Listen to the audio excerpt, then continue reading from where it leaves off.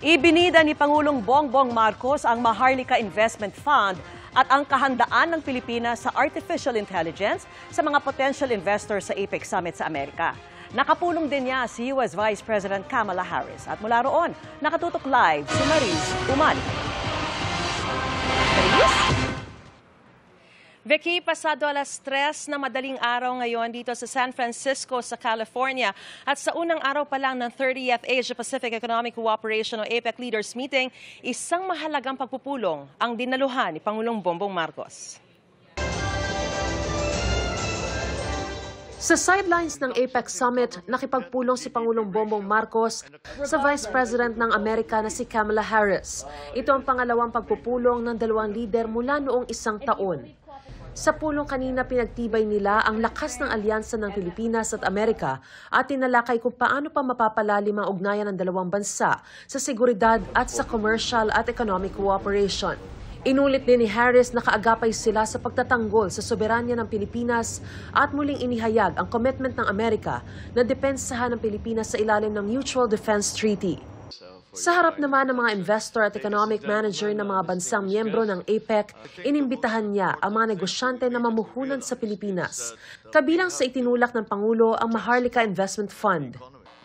It will serve as an additional source and mode of financing for priority projects of the government, including the infrastructure flagship. These projects offer high rates of return and significant socio-economic impact.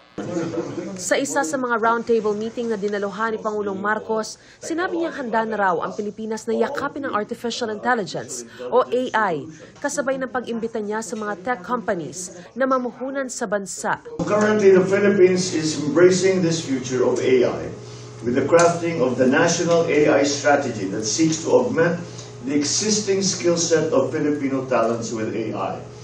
This strategy also aims to position the Philippines as a center of excellence in artificial intelligence. Kanina, sinaksihan din ng Pangulo ang paglagda ng mga kasunduan sa pagitan ng ilang kumpanya sa Pilipinas at Amerika. Kaugnay ito sa investment sa sektor ng kuryente, internet at healthcare. May kasunduan din ng DOST sa isang kumpanya para sa paggamit ng artificial intelligence sa weather forecasting. Sinabi rin ng Pangulo na malapit na tayo magkaroon ng sariling satellite na tatawaging Agila na layong pagbutihin ang internet connection sa mga liblib na lugar sa bansa. Dahil dadalo ang mga world leader mula sa member states ng APEC, ay napakahigpit na seguridad na ipinatupad. Pero daan-daang ralista rin ang nagtipon para tutulan ang APEC Summit at isigaw ang mga isyu na nakakaapekto raw sa mga manggagawa ng Asia-Pasipiko. Vicky, bago matapos ang araw, isang welcome reception para sa mga leader ng APEC ang isinagawa para i-welcome sila sa kanilang pagdalo dito sa 30th APEC Leaders Meeting. At yan ang pinakasariwang balita mula pa rin dito sa San Francisco sa California para sa GMA Integrated News. Mariz Umali, nakatutok, 24 oras. Maraming salamat sa iyo, Mariz Umali. Mga kapuso, kasama niyo kami 24 oras. Mag-subscribe sa GMA Integrated News sa YouTube. Sa mga kapuso abroad, bisitahin ang GMA Pinoy TV at www.gmanews.tv.